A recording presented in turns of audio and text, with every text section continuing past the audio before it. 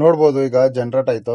Wow, ಎಷ್ಟು ಚೆನ್ನಾಗಿ ಕಾಣಿಸ್ತಿದೆ ಅಂದ್ರೆ ಹಿಂದೆ ಎಲ್ಲ ಬ್ಯಾಕ್ ಗ್ರೌಂಡ್ ಬ್ಲರ್ ಆಗಿ ಹಿಂದೆ ನಾವು ಮಾತ್ರ ಹೈಲೈಟ್ ಆಗಿ ಕಾಣೋ ತರ ಮಾಡ್ಕೊಟ್ಟಿದ್ದೆ. ಎಷ್ಟು ಚೆನ್ನಾಗಿದೆ ಅಂದ್ರೆ ಫೋಟೋ ಕ್ವಾಲಿಟಿನೂ ಅಷ್ಟೇ ಚೆನ್ನಾಗಿದೆ, ಕ್ಲಾರಿಟಿನೂ ಅಷ್ಟೇ ಚೆನ್ನಾಗಿದೆ.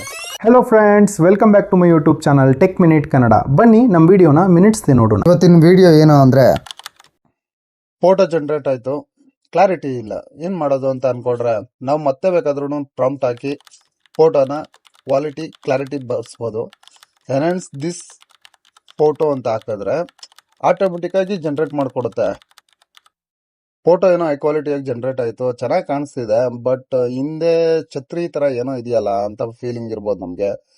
ಅಂದ್ರೆ ಅನ್ವಾಂಟೆಡ್ ಆಬ್ಜೆಕ್ಟ್ ಯಾವ್ದಾರ ಇದೆಯಾ ಅಂತ ನೋಡಿ ಅದ್ ಇಷ್ಟ ಆಗಿಲ್ಲ ಅಂದ್ರೆ ನಮ್ಗೆ ಅದನ್ನ ರೌಂಡ್ ಮಾರ್ಕ್ ಮಾಡ್ಕೊಂಡು ಅದನ್ನು ಬೇಕಾದ್ರೆ ನಾವು ರಿಮೂವ್ ಮಾಡ್ಕೋಬಹುದು. ಅಷ್ಟು ಎಫೆಕ್ಟಿವ್ ಆಗಿದೆ ಆ್ಯಪು. ಜಸ್ಟ್ ಒಂದು ರೌಂಡ್ ಹಾಕಿದ್ರೆ ಸಾಕು, ಮಾಯ ಕಳ್ದೋಯ್ತು, ಎಲ್ಲೋ ಹೋಗೈತು. ಇವಾಗ ನಮ್ಮ ಫೋಟೋನ ಡೆವಲಪ್ ಮಾಡ್ಕೋಬಹುದು. ನೋಡ್ಬೋದು ಈಗ ಜನರೇಟ್ ಆಯ್ತು.